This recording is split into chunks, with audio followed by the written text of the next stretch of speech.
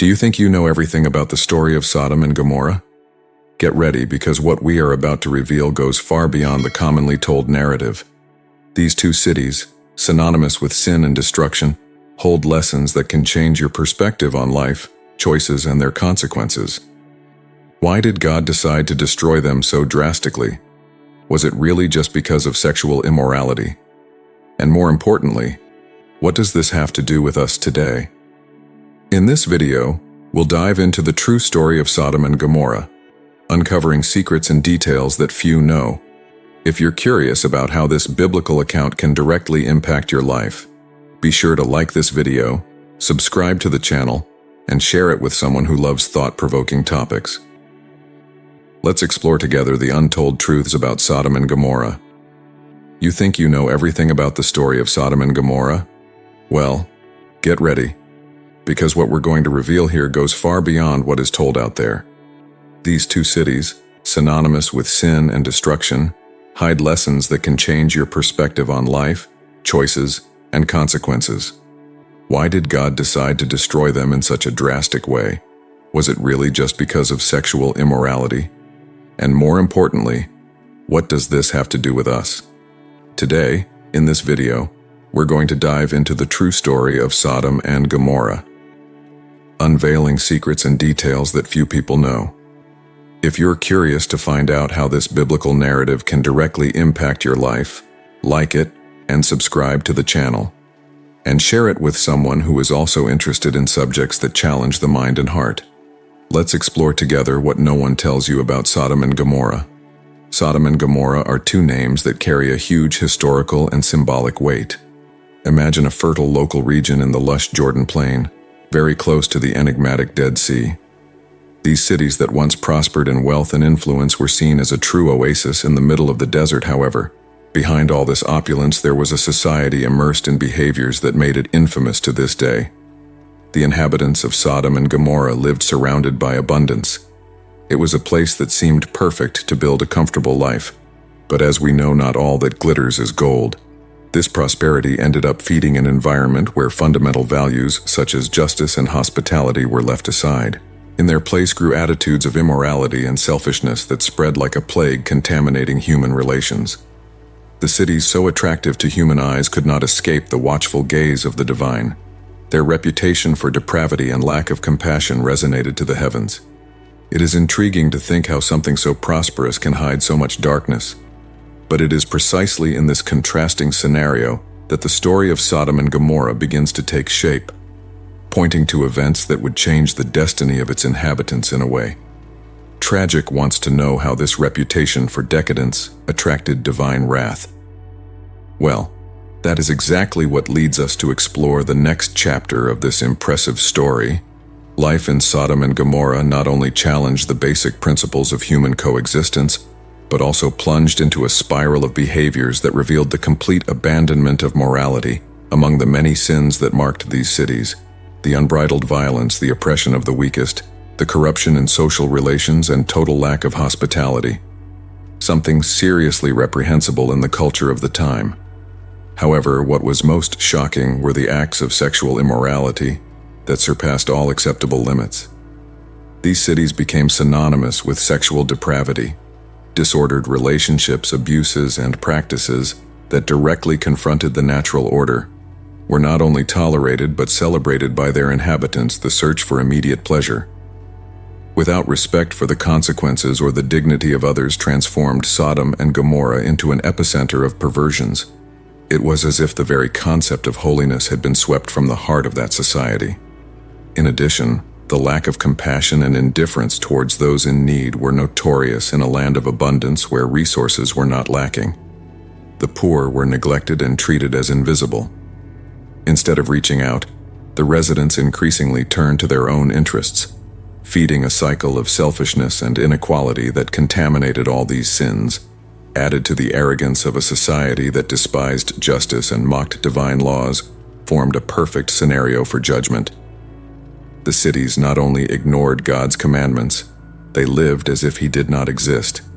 And in the midst of all this, the figure of Abraham appears, who dared to intercede for the improbable.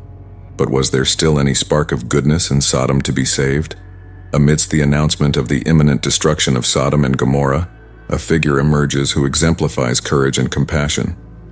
Abraham, upon learning of divine plans, did not hesitate to intercede. For the cities, it was as if he did not want to accept that all that people were beyond redemption with humility, but also with a common boldness. Abraham addressed God, beginning a dialogue that revealed both his faith and his deep concern for justice. Abraham began with a bold question: "And if there are 50 righteous in the city, will you still destroy it?" This was not just a negotiation. It was a sincere attempt to find a reason for divine mercy. God, in his infinite patience, agreed to spare the city if he found 50 righteous people. But Abraham, knowing the desperate situation of Sodom or insisting at each request, he reduced the number 40, 30, 20, 10, and God, with his kindness, agreed to each new proposal.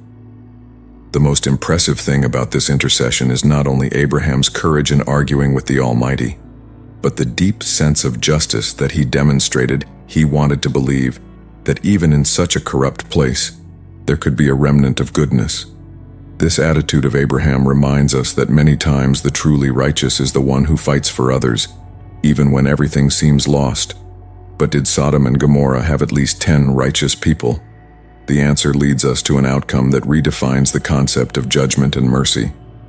It is at this point that the angels enter the scene, bringing with them both an opportunity for salvation and the confirmation of the destiny of the cities.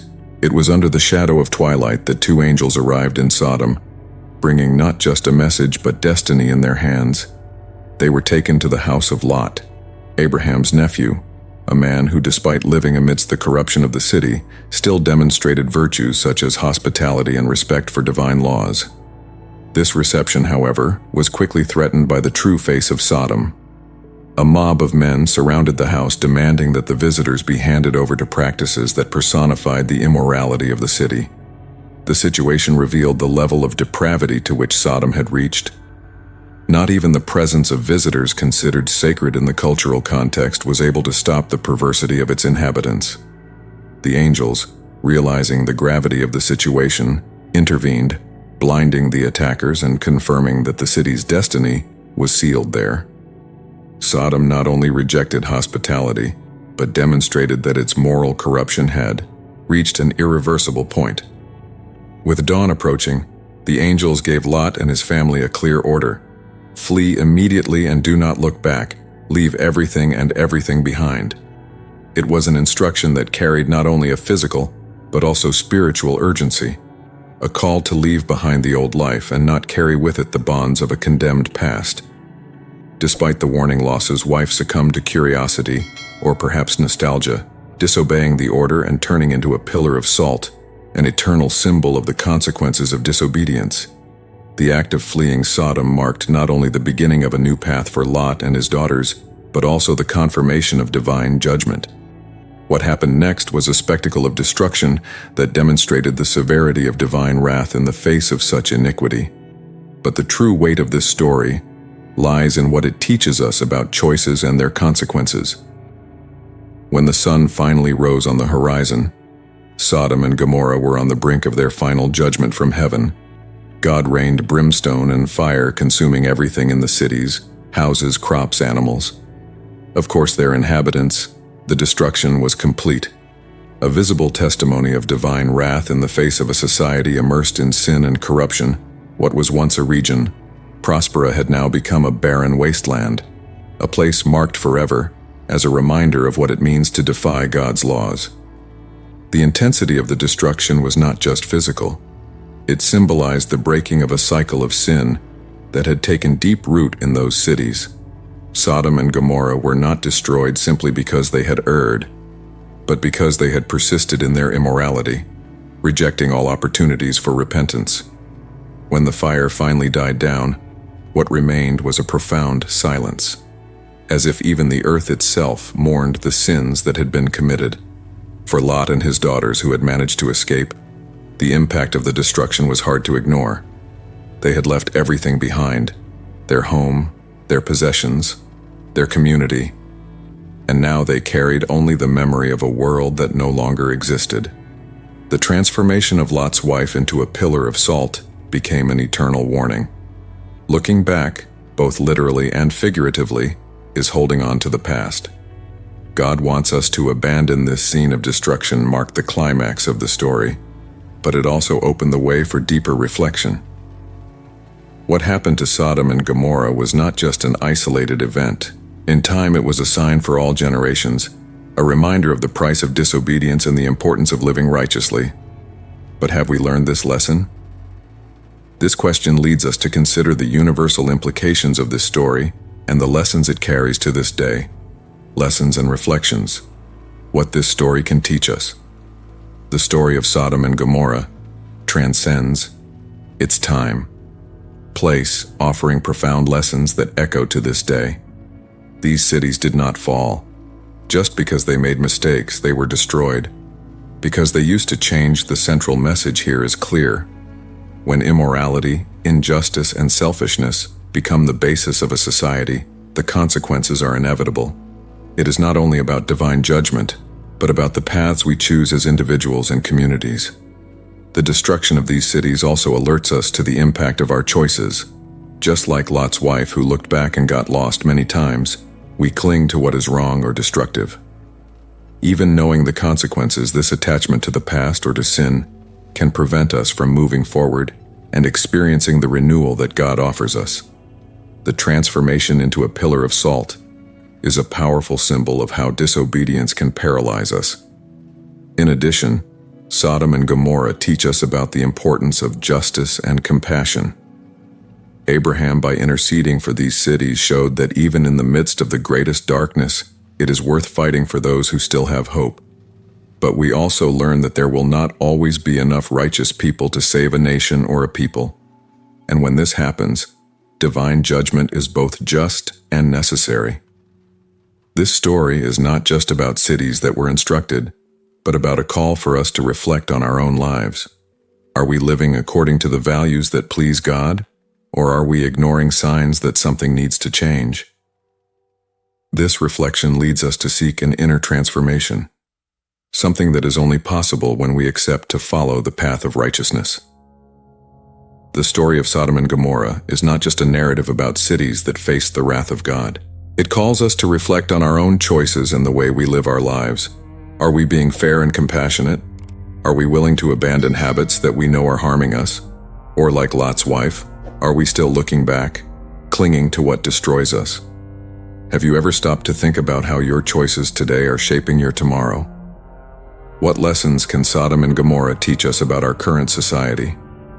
Leave your comment below and tell me what struck you most about this story. Don't forget to subscribe to the channel and subscribe to notifications so you don't miss any videos. Let's continue learning together, diving into the lessons and stories that transform lives. Next, and remember, change starts with each one of us.